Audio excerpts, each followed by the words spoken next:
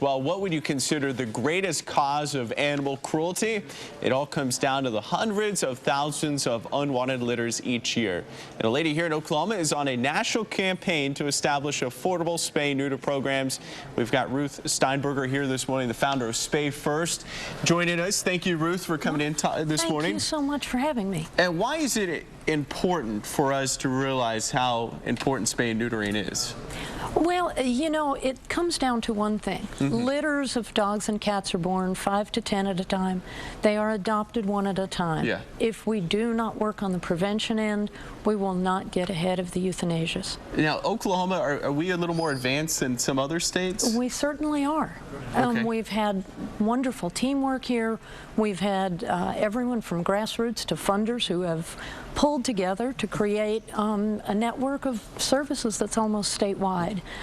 And we hear from people in other parts of the nation, even urban areas, who want to know how we did what we did. Okay.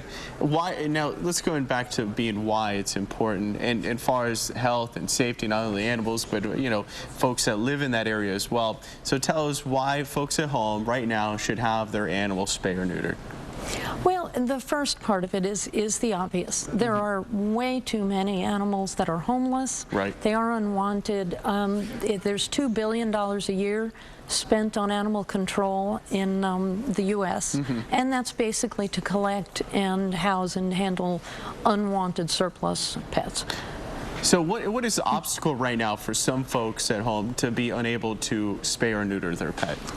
For many of them, it's the finances. Yeah.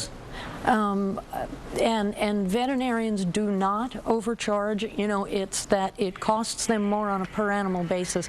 So we need programs that focus on volume and focus on fundraising to make it affordable so that people with low incomes can still follow through. And what we know, we absolutely know, is that when it is affordable, people use them. Now, Spay First, tell us about what your goal is with this.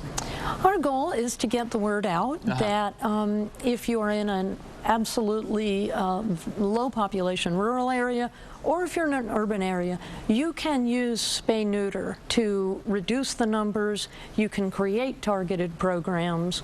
You can make them financially sustainable, as we have here in Tulsa. Now, are there some states in the U.S. that are not even partaking in any spay or neutering programs? Sadly, yes. That's just astonishing to hear that.